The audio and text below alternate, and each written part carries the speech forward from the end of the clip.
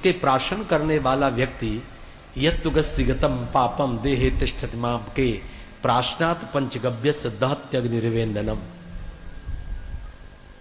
ये व्यक्ति की ऋतंभरा प्रज्ञा को जागृत कर देता है, ब्रह्म ज्ञान हो जाता है गौ की निष्कपट सेवा करने से। तो एक तो गौशाला में रहने से, दूसरा संतों का झूठा प्रसाद पाने से, उनके चरण रज में लग जाने के कारण मुझे अपने आप आत्मक ज्ञान की अनुभूति होने लगी थी। वैराग्य नहीं हो सकता, कोई कोटि उपाय करे, सो बिन संत न काहू पाई। वो तो संतों के चरणों में बैठ बैठ करके भगवान की बड़ी कृपा से ये लाभ प्राप्त होता है। नारद जी से ये कथा सुनने के बाद व्यास जी महाराज बड़े अभिभूत हुए और उन्होंने श्रीमद् भागवत की कथा आरंभ की। और ये कथा महाभारत से आरंभ की, क्योंकि परीक्षित जी महाभारत के तो पात्र हैं। इस महाराज सुभद्रा पुत्र अभिमन्यु के बेटा हैं, उत्तरा के गर्भ से इनका जन्म हो रहा है, तो महाभारत की कथा से जुड़ा हुआ प्रसंग है। भरत प्रियम द्रोण रीति में पश्यन कृष्णा स्वता नाम स्वपदाम शरांशी। व्यास जी महाराज ने लिखा कि जब महाभारत में दुर्योधन मूर्छित पड़ा रणांगण में, तो उसका परम मित्र द्रोणाचार्य का बेटा अश्वत्थामा उनके पास गया। मित्र, मैं तुम्हारा क्या प्रिय कर सकता हूं? तो द्रोणाचार्य से के पुत्र अश्वत्थामा से दुर्योधन ने कहा, मैं पांचों पांडवों की मृत्यु देखना चाहता था मित्र, लेकिन मेरी इच्छा पूरी ना हो पाई। कोई बात नहीं, यदि मैं आपका मित्र हूं तो मैं आपके मरने के पहले पांचों पांडवों का मस्तक काट कर आपके सामने रख दूंगा। रात्रि के समय स्वपताम श्रांसी। वो चला गया। और महाभारत में तो लिखा है कि कृतवर्मा को, धृष्टद्युम्न जी को और कृपाचार्य जी को भी ले गया, चलिए आप मेरा सहयोग करिए। जब ये वहां जाकर के पहुंचे तो कृतवर्मा और धृष्टद्युम्न जी खड़े हो गए बाहर। यहां महाभारत के पढ़ने वाले लोग भी बैठे और उन्होंने कह दिया, कृपाचार्य जी ने कह दिया कि मैं नहीं जाऊंगा, सोते हुए व्यक्ति पर शस्त्र उठाना, हाथ उठाना ये शास्त्र सम्मत नहीं है, इतना पाप कर्म मैं नहीं कर सकता। रण में भी कोई नियम है, कोई धर्म है। जाओ तुम जगाना पांडवों को, हम मारेंगे। ये जब अंदर गया तो इसने जाकर के देखा द्रौपदी के सगे भाई धृष्टद्युम्न वहां सो रहे थे। उनको देखकर भी याद आया कि इसी पापी ने मेरे पिता के प्राण लिए। एकदम टूट पड़ा और उनकी हत्या कर दी। और सोते हुए पांचों पांडवों के 5 बेटा सो रहे थे, बड़े बड़े मस्तक थे, पिता की तरह थे। उनको सोते देखकर इस दुरात्मा जीव अश्वत्थामा ने तलवार से उनके मस्तक काट दिए। हाहाकार मच गया। पांडवों के मस्तक नहीं थे, वो पांडु पुत्रों के मस्तक थे। लेकर के आया। दुर्योधन ने भी देखकर दुख मनाया। इनके मारने से क्या प्रयोजन हुआ? ये तो हमारे वंश के वो वंशधर थे जो हमारे मरने के बाद हमको जलपिंड की व्यवस्था करते। ये तो हमने क्या कर दिया? अर्जुन ने देखा तो प्रतिज्ञा कर ली, जिसने मेरे बेटा के मस्तक काटे आज सायंकाल के पहले उस पापी को मैं मार डालूंगा। सायंकाल भी नहीं हो पाएगा। पता लग गया कि अश्वत्थामा आया था, उसी ने सारा कर्म किया है। बैठकर चल पड़े। गांडी में मुक्तिर्विष्कुरुपाहरे त्वाक्रम्य तश्नाशसि दग्धपुत्रा। भगवान रथ हाँक रहे हैं। अर्जुन अश्वत्थामा को पकड़ने की चेष्टा कर रहे, पकड़ लिया। चलो इस पापी को द्रौपदी के सामने मारूं। द्रौपदी के सामने लाए। द्रौपदी देखो, इसी पापी ने तेरे 5 बेटाओं की हत्या की है। जो तलवार खींची, चिल्ला पड़ी द्रौपदी, ना ना ना, ये न कर देना। अरे तुम जानती हो ये कौन पापी है? हाँ हाँ मैं अच्छी तरह जान रही हूं, लेकिन आपसे निवेदन करूं। मुच्यताम मुच्यताम वेश ब्राह्मणो नितराम गुरु। छोड़ दो, छोड़ो, शीघ्रता से छोड़ो। अरे मैं प्रतिज्ञा कर चुका हूं कि मेरे पुत्रों के वध करने वाले पापी का मैं वध कर दूंगा, और तुम मुझे त्यागने की बात कहती हो। द्रौपदी ने कहा, मैं आपसे एक प्रार्थना करूं, ध्यान से सुनना। कहा, मुच्यताम मुच्यताम वेश ब्राह्मणो नितराम गुरु सारहस्यो धनुर्वेदा सभी सर्गोप संयम। जिन्हें द्रोणाचार्य जी ने आपको शस्त्र विद्या का अध्ययन कराया है, वे समय मर करके स्वर्गवासी हो चुके हैं। कदाचित ये पापी जिस मरेगा और स्वर्ग जाएगा तो रो पड़ेंगे। हा अर्जुन, तुमको मैंने विद्या इसलिए सिखाई थी कि तुम मेरा वंश निर्वंश कर देना। आज तुमने मेरा पुत्र मार करके मेरे वंश को नष्ट किया है, इसलिए सरहस्य धनुर्वेदा सब सर्गोप संयमा, उन गुरुदेव को कष्ट होगा। अच्छा गुरुदेव को छोड़ो, वो बेचारी इस पापी की मां जिसका यह एकमात्र पुत्र है, यथा हम मृतवत्सारता रो द्रिमश्य मुखी मुहु, जैसे मेरा भागनी रो रही हूं मेरे पांचों बेटा मर जाने पर, ऐसे ही उनका बेटा मरेगा तो वो कितनी रोएंगी। इसलिए मैं निवेदन करूं कि इसको छोड़ो। अब अर्जुन चिंता में पड़ गए। ये धर्म पत्नी है, ये कह रही है इस बात को मानना भी मेरा धर्म है, पर मैं मानूं कि न मानूं। भगवान श्री कृष्ण से पूछा, प्रभु बताइए क्या करें, ऐसी परिस्थिति बन गई। भगवान ने भी ऐसा उत्तर दिया बड़ा विलक्षण। बोले ब्रह्म बंधुर्न हंतव्यम, ब्रह्म बंधुर्न हंतव्य। भाई ब्राह्मण का वध नहीं करना चाहिए, लेकिन आतताई बधारहणा, लेकिन आतताई को मार डालना चाहिए। तो इससे बड़ा कोई आतताई होगा कि सोते हुए बेटों को, निरपराध बेटों को मारकर चला गया। तो आप सीधी बात कहिए, मारें कि न मारें। ये समय धर्म की, ज्ञान की इतनी व्याख्या मत करिए। भगवान ने कहा कि यदि ये पूछना चाहे तो ठीक कह रही द्रौपदी, छोड़ दो। तो मेरी प्रतिज्ञा का क्या होगा भगवान? तो भगवान ने कहा, ब्राह्मण के मारने की यदि प्रतिज्ञा कर ली गई है तो उसके लिए एक मार्ग है, वपनम द्रविणा दानम स्थान निर्यापणम तथा। ब्राह्मण के वध की यदि प्रतिज्ञा कर ली जाए तो उसका मुंडन करा दो, अपमानित करो, नगर से बाहर निकाल दो, जो धन हो उसको छीन लो। द्रौपदी वही कहती है जो भगवान चाहते हैं, बड़े ध्यान से सुनना। और भगवान भी उसी का समर्थन करते हैं जो द्रौपदी कहना चाहती है। ये द्रौपदी कौन है? अब इस वंश की ये अधिष्ठात्री, इसकी व्याख्या सुनो। मार्कंडेय महापुराण में लिखा है कि द्रौपदी के 5 पति नहीं, एक ही पति। महाराज ये 5 तो हैं, युधिष्ठिर, भीमसेन, अर्जुन, नकुल, सहदेव। नहीं, इंद्र से अर्जुन का जन्म हुआ है, इंद्र के अंश से है। इंद्र ने जब ब्रह्म हत्या की थी, वो आचार्य के पुत्र को मार दिया था। षष्ठ स्कंद में कथा सुनोगे आप। उस ब्रह्म हत्या के कारण इंद्र का अंश पतित हुआ था, उससे धर्मराज का जन्म हुआ है। इसके बाद उन्होंने वृत्रासुर की हत्या की, उस हत्या के कारण फिर उनका देवत्व नष्ट हुआ, उसी को ग्रहण करके भीमसेन का जन्म हुआ। तो 3 तो इंद्र के अंश हो गए, धर्मराज, अर्जुन और भीमसेन।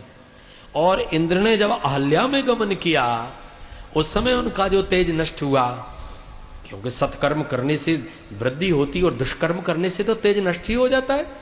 उस समय जो उनका धर्मच्युत हुआ था, उसी धर्म से ये नकुल सहदेव दोनों का जन्म हुआ था। तो ये 5 के 5 इंद्र ही हैं। देखने में 5 दिखाई देते हैं, वस्तुतः वे एक ही है। एक बात। दूसरी बात यह भी है कि दाक्षिणात्य महाभारत में लिखा है। आज एक महाभारत के पाठक आए थे, बता रहे थे कि मैं महाभारत का नित्य 1-2 अध्याय पढ़ता हूं, चलो थोड़ा महाभारत की तोड़ चलो। दाक्षिणात्य महाभारत में कैसी कथा लिखी जो उन्होंने अभी तक नहीं पढ़ी होगी। जब भगवान श्री कृष्ण की कृपा से महाभारत की विजय हो गई तो 5 पांडव द्रौपदी के साथ बैठे बैठे चर्चा में तल्लीन थे। महाराज धर्मराज रोने लगे। जब उनके नेत्र से आंसू आया तो चारों भाइयों ने, द्रौपदी ने प्रश्न किया कि पतिदेव बैठे बैठे आपके नेत्र में अश्रुपात क्यों हुआ? तो उन्होंने कहा कि मेरे अश्रुपात का एक कारण है कि जब महाभारत का युद्ध आरंभ हो रहा था, मैंने भगवान से एक बात कही थी कि यदि आप युद्ध कराना चाहते हैं तो मेरी एक शर्त है कि मेरे जीते जी यदि मेरा कोई छोटा भाई रण में मर गया तो मैं उसी के साथ चिता में जल जाऊंगा। भगवान ने मुझे वचन दिया था कि तेरे जीते जी तेरा एक भी भाई नहीं मरेगा, मरोगे तो तुम ही मरोगे। ऐसी कृपा की, न मैं मरा न मेरे भाई मरे। और इतना बड़ा महासमर जिसमें द्रोण, कर्ण, भीष्म जैसे भी लोग मारे गए, पर हम 5 भाई सुरक्षित बचे। ये भगवान की कृपा की स्मृति आती तो आंखों में आंसू आ जाते। भीमसेन अभिभूत हो गए। भीमसेन ने कहा कि मेरे ऊपर तो इतनी बड़ी कृपा की, इतनी बड़ी कृपा की भगवान ने, ऐसी कृपा किसी पर नहीं कर सकते, उन्हीं की कृपा का जलाए जी रहा हूं, तुम्हारे ऊपर क्या कृपा की। भीमसेन ने कहा कि जब लाक्षागृह में अग्नि लगी, हम पांचों भाई और मां निकल के बाहर भागे, लेकिन मेरी गदा वहीं छूट गई। तो मैंने बड़े भैया धर्मराज से और मां से कहा कि मेरी गदा तो वहीं रखी रह गई जहां आग लगी। अरे उन्होंने कहा जाने दो, प्राण बच गए, गदा जाने दो। लेकिन भीमसेन ने कहा मुझे गदा से इतना प्रेम था, गदा के बिना मेरा क्या काम चलेगा। मैं उस अग्नि में कूद पड़ा, जलती लाक्षा घर की आग में अंदर जाकर के भी मैं उठा कर ले आया वो गदा, और एक बाल नहीं जला, मेला शरीर का बाल भी नहीं जला। मैंने बड़े भैया को, मां को बताया, आप कह रहे थे तू जल जाएगा, मेरा बाल भी मां का नहीं हुआ। क्यों नहीं जला भैया? अग्नि के अंदर घुस गया, अंदर कमरे में गया, ढूंढता रहा। ऐसे कोई एक निवेश का कार्य तो है नहीं, बड़ी देरी लगेगी। लेकिन भीमसेन को इस बात का पता तब लगा कि वो अग्नि में कूदे और गदा उठा लाए।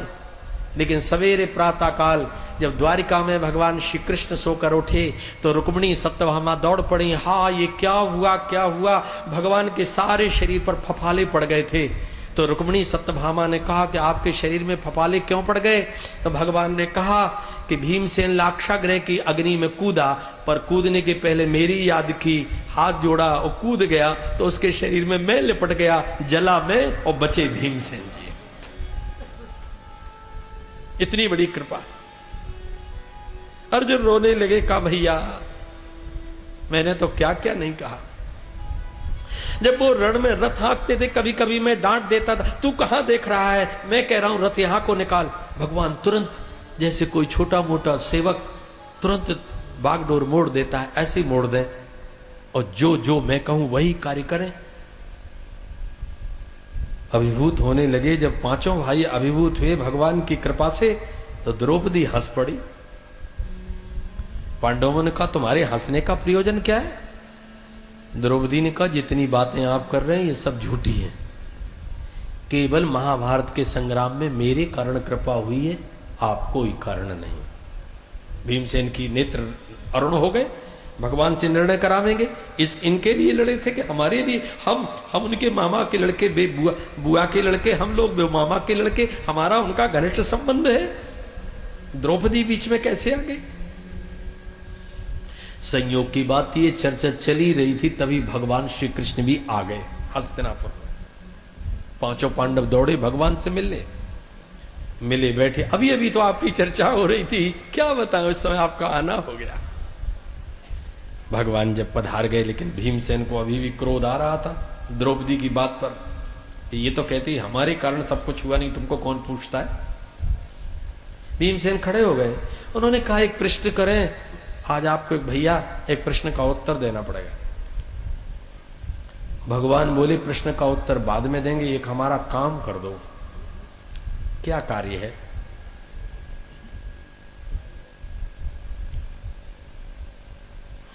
कृष्णाय वासुदेवाय हरे परमात्मने प्रणतक्लेशनाशाय गोविंदाय नमो नमः।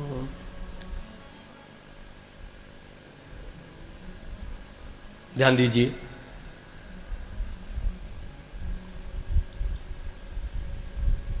भगवान ने कहा भीमसेन यही पूछना चाह रहे थे कि आपने द्रौपदी के कारण हमको रक्षा की है, कि हमारे आपके मामा बुआ के पुत्र होने का संबंध के कारण हमको बचाया है? भगवान ने कहा एक हमारा बहुत आवश्यक कार्य है, वो पूरा करो। क्या? भीमसेन से कहा एक बार अपन यमुना के किनारे गए थे, वो घोर वन में, वो पीपल का बहुत बड़ा वृक्ष था जिसके नीचे थोड़ी देर अपन लोग बैठे। हाँ, भीमसेन ने कहा मुझे ज्ञात है, वो तो बड़ा घोर वन है, आज चले जाओ, सारी रात्रि उसी वृक्ष के ऊपर बैठे रहना। ये दाक्षिणात्य महाभारत की कथा सुना रहा हूं। भीमसेन चले गए, मेरे प्रश्न का उत्तर कल होगा, आज इनका कार्य निपटा दे। गदा उठाया, वृक्ष के ऊपर चढ़ गए। भगवान ने कहा आज अमावस्या की रात्रि, सारी रात्रि बैठे रहना और सवेरे आ जाना, बस इतना ही करना है, कुछ नहीं करना। भीमसेन विचार करते रहे कि भगवान ने भेजा क्यों होगा, कोई काम बताया नहीं, यहां निर्जन वन में बैठ के मैं कर क्या रहा हूं। लेकिन मध्य रात्रि जैसे ही हुई, बड़ा प्रकाश हुआ आकाश में, विमान उतरने लगे। ब्रह्मा, विष्णु, महादेव, इंद्र, वरुण, कुबेर, धर्मराज, लोकपाल, अनेक देवता उतर पड़े। भीमसेन पीपल के वृक्ष पर बैठे बैठे ये दृश्य देख रहे थे। थोड़ी देर में देखा कि एक सर्वोच्च सिंहासन रखा है, इसके ऊपर कोई नहीं बैठ रहा है अभी। अच्छा, तो हम समझ गए ये आकर बैठेंगे तो बताना चाहते कृष्ण जी कि मैं ही सबसे बड़ा हूं, ये तो हम पहले ही जानते हैं, इसमें कौन बड़ी बात। लेकिन फिर देखा कि आगे आगे एक स्त्री आ रही है, उसके पीछे पीछे 9 देवियां चल रही हैं। वो आगे आगे आने वाली स्त्री को जानी पहचानी लग रही है। स्त्री को देखा, वो निकट आ गई, वो द्रौपदी थी। जो आई तो पूरे देवता उठकर खड़े हो गए। सर्वोच्च आसन पर जाकर द्रौपदी विराजमान हो गई।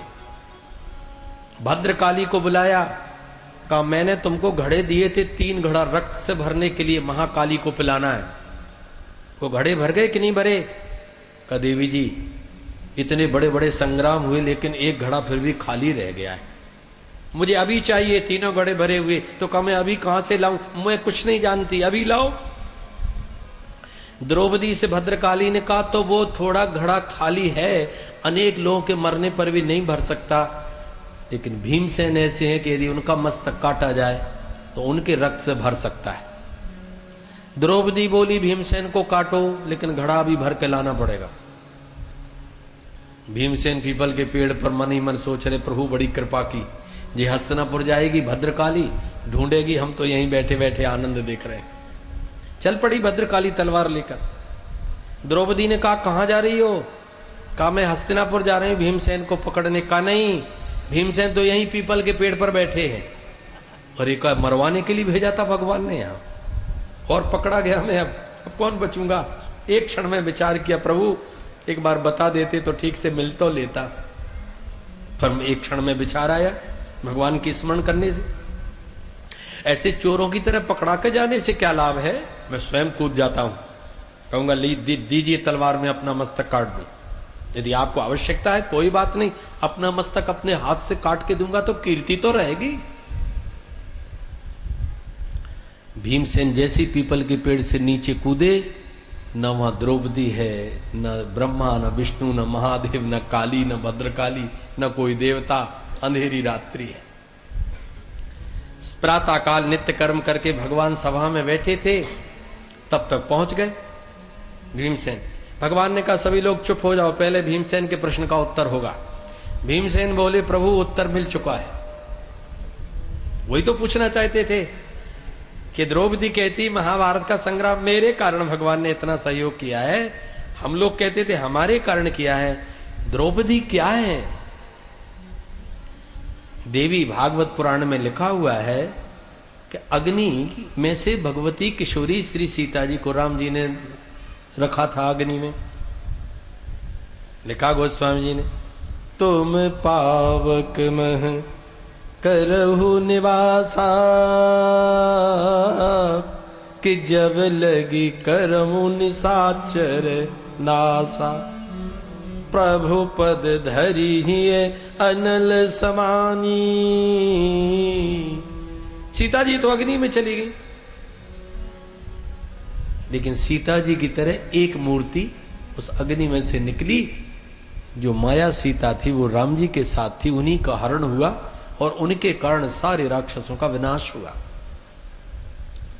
वही राजा द्रुपद ने अग्निकुंड में आहुति डाली थी, जो सीता त्रेता में राम जी के साथ राक्षसों का विनाश कराने आई थी, वही सीता द्वापर में द्रौपदी बनकर भगवान के कार्य का साधन करने आई थी। उसमें कोई भेद नहीं था। आप कहें महाराज पहली बार तो वो स्त्री बन के रही थी, अब की बार तो वो बहन बना ली भगवान ने। भागवतकारों ने लिखा है सप्तम स्कंद में, न माता न पिता तस्य न भार्या न सुता दया।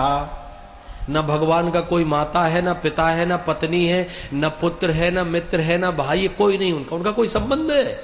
उनका तो नित्य संबंध है। द्वा सुपर्णा सयुजा सखाया समानम वृक्षम परिषद सो जाते। ईश्वर अंश जीव अविनाशी, चेतन अमल सहज सुख राशि। सब मम प्रिय सब मम उपजाए, सब ते अधिक मनुज मोहि भाई। परात्पर पर ब्रह्म भगवान श्री कृष्ण की इच्छा शक्ति क्रिया शक्ति बनकर के द्रौपदी आई हैं। कोई संसारी व्यक्ति पत्नी से जैसा संबंध रखता है वैसा भगवान का संबंध है क्या पत्नी से?